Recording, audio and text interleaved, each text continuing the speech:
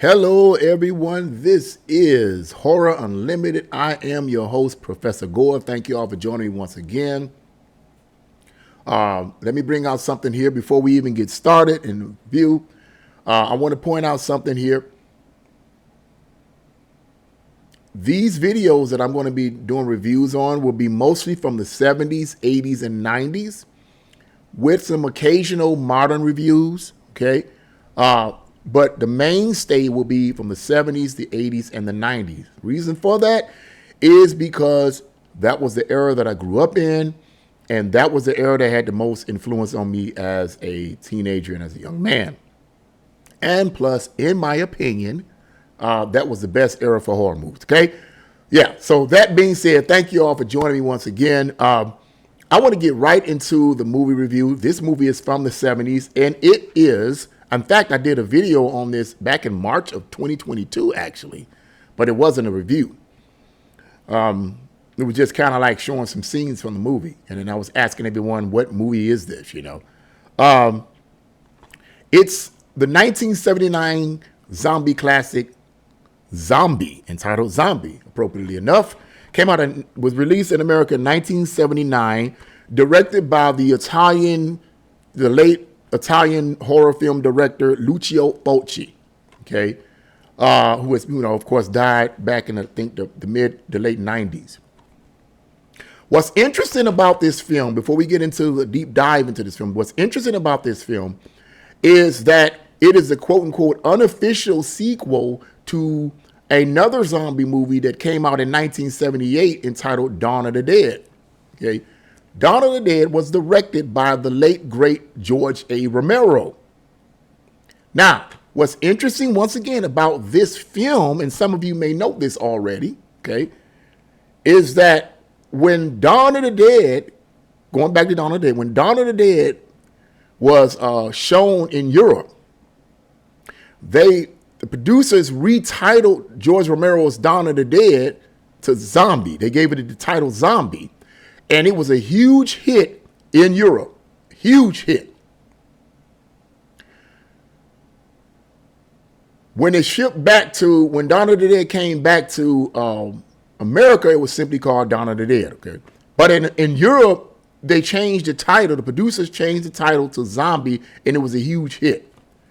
Lucio Fulci and his producers decided to capitalize off of the huge monetary benefits of George Romero's Dawn of the Dead, and they produced their own film called Zombie, but it was entitled, in Europe, Zombie 2, to capitalize off of the fame of Dawn of the Dead, a.k.a. Zombie. They entitled it Zombie 2. Now, having said that, Zombie and Dawn of the Dead are similar but different. They're similar in that, yes, they're horror movies, they're zombie films, okay? But they're dissimilar in that the themes are different. The themes are different. The way the movie is filmed is different. The cinematography is different. The acting is different. And I'm going to deal with some of that.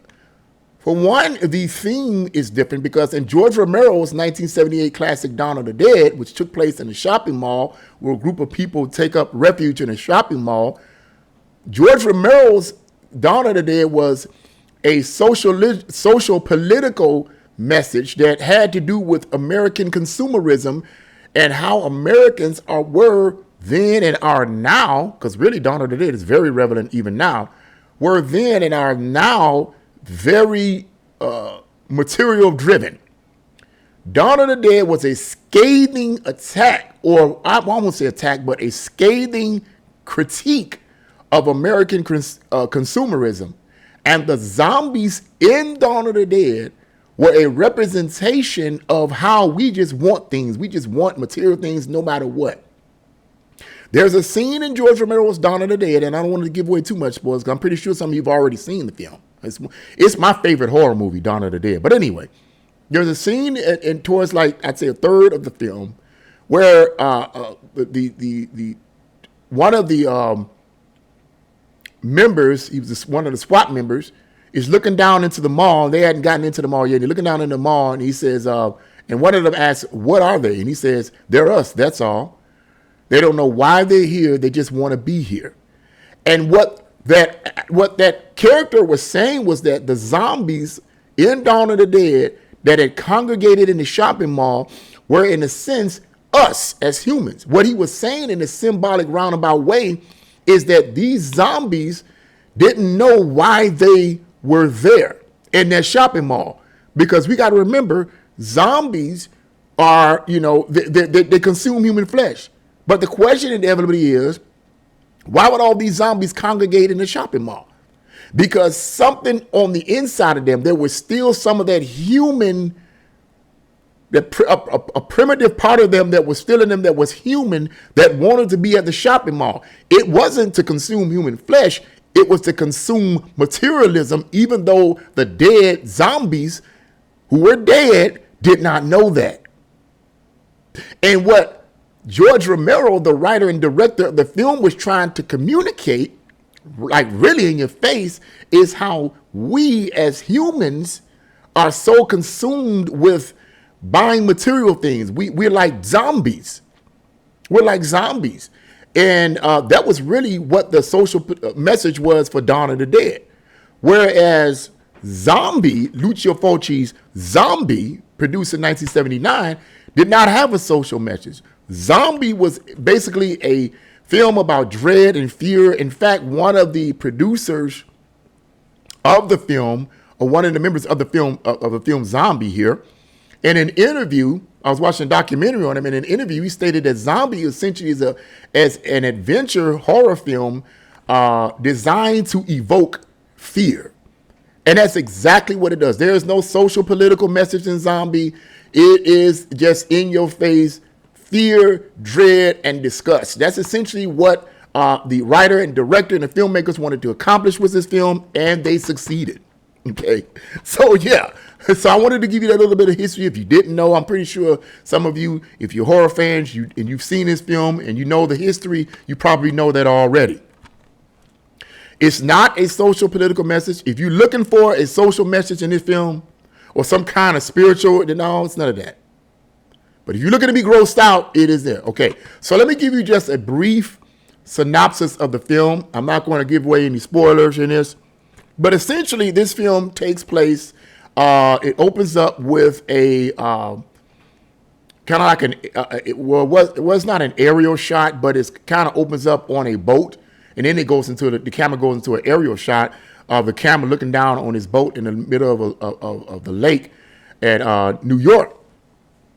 And there's a couple of police officers, harbor police patrol officers, who enter into the boat to find out who's in it. They find out there's a zombie in the boat. I'm just paraphrasing it. I'm gonna give away all of it. One of the police officers is killed by the zombie, and then the other zombie on top of the deck, he shoots the zombie. The zombie falls in the water, and then we begin the plot of the film, which essentially centers around a female who has essentially lost her father on that boat. Her father was basically the owner of that boat, and she's being interviewed by these detectives, and they're asking her questions and so forth. And this woman hooks up with a reporter. And this reporter essentially along with this young lady, goes on a quest to try to find out about her father and why he's dead and all these type of things. And they end up hooking up with two people who are who driving a boat. They end up hooking up with them, and they end up getting shipwrecked on this island. And then it goes from there. I'm just giving you a brief plot synopsis. Now, so I want to deal with a few areas of this movie. I'm going to deal with a few categories and summarize it, okay? Now, I want to first deal with the acting in the film. Now, I'm just going to be real with you, and this is no offense to anyone that is Italian, okay? I love Italian horror movies. I love them, all right? Them were the movies, okay, in my opinion. However, in a significant number of Italian movies, particularly from the 70s and 80s, the acting wasn't the greatest, okay? And that had to do a lot of times with Italian and American sensibilities and so forth. So if you judging, if you want to watch this film and you want to watch a film that has great acting, this film doesn't have that. The acting is average. Okay, it's good, but it's not top notch like The Exorcist or something. Okay, you're not going to get that. The acting is decent enough to where when the characters talk, you get the gist of what they're trying to say. You kind of feel for them a little bit, but there's no real like emotional connection to them. Okay, that's not what this film is aimed to do. Okay. So the acting is subpar. So if you're looking for a film that wants some great action, acting, you're not going to get it here. You're going to get subpar acting. Cinematography. The cinematography in this film, particularly with it being a low-budget film, I think it was produced for like $1 million or something under $1 million at the time, but it was a huge hit, by the way, in the States as well as in Europe. This movie was smash hit. The cinematography is great. Excellent cinematography, provided the budget that it was made on, okay? The cinematography is great. The camera moves are really smooth and fluent. In fact, I would argue the camera moves and cinematography in Zombie, in my opinion, was superior to George Romero's Dawn of the Dead, even though Dawn of the Dead is my favorite of the two. The cinematography in this film and many of the camera movements, in my opinion, is superior, okay? There's one particular scene in this film that takes place in the ocean with a shark and a zombie, and I'll leave it at that for those of you who have never seen this. Okay, beautiful scenario, beautiful cinematography. The camera movements is very fluent. It has this sync music playing in the back. It's really, really beautiful. So the cinematography in this film is great. If you're the type of person that likes great looking filmmaking, I advise you check this out. You're going to get an eyeful, okay? If you had the acting, cinematography, let's deal with the plot itself, the linear plot itself. The plot, and this is one of the issues with a lot of Italian films. People have complained here in the States, in America, well, it just don't make sense. It just don't. And the plot in this film, some of the things the characters do don't make sense. Okay, it doesn't add up to logic. But let me point this out in defense of Zombie and other Italian films, particularly from this era. That's how those films were made.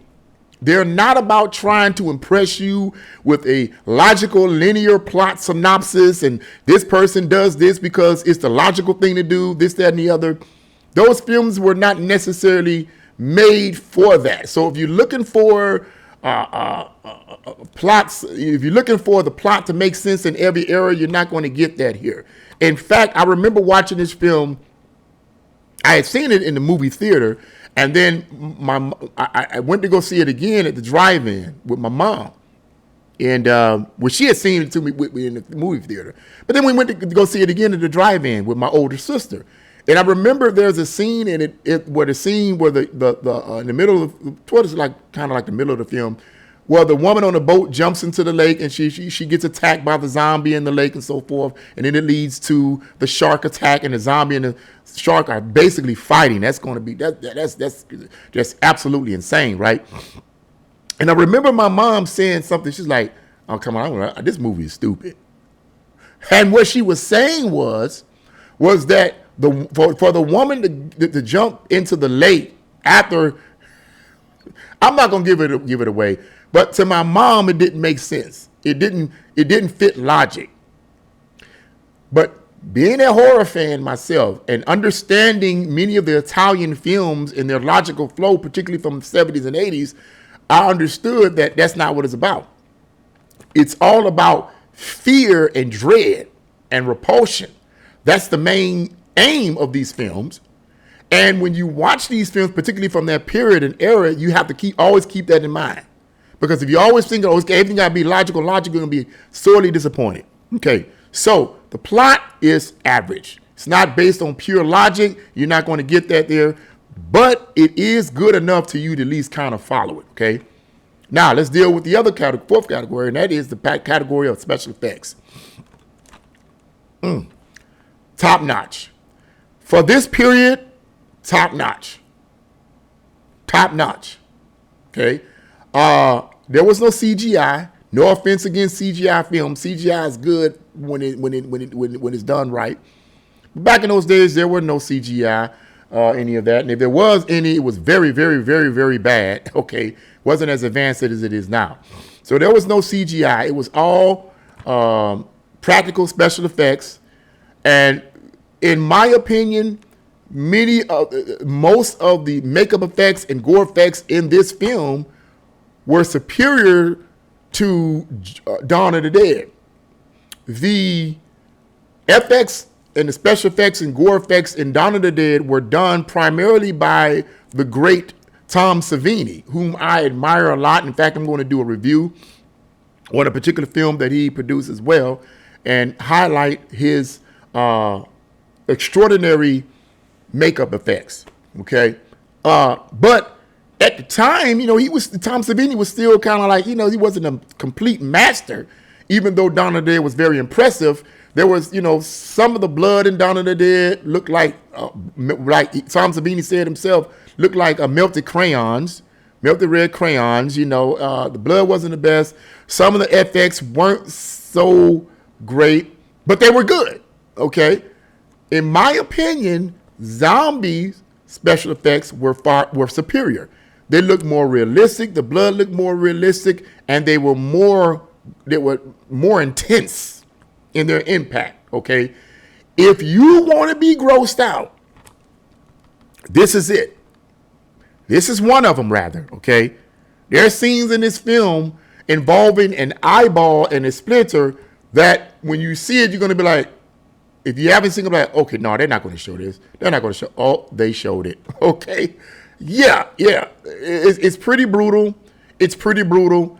And so in terms of FX, this film is top notch, particularly for its time. It's had some of the best and goriest makeup effects and gore effects of any film that I have seen, particularly in this category. So yeah. So this is a great film. And I just want to give you guys a brief synopsis on this film. If you haven't seen Lucio Fulci's Zombie, I highly recommend it. It should be on your horror list, okay, if you don't have it already. Zombie is a great film. Once again, Zombie, 1979, directed by the great late Italian director Lucio Fulci. And he made some other films that I might review in the future too, like House by the Cemetery, The Beyond, and some other films. But yeah. This is a great film. Highly recommend it. And I hope that you guys, if you don't have it, check it out. So that's all I want to do. That's the only review I have for this, Zombie by Lucio Fulci. Get it if you don't have it. So I thank you guys for listening for this review. I hope you've enjoyed this review. God bless you all, and we'll see you again on Horrors Unlimited.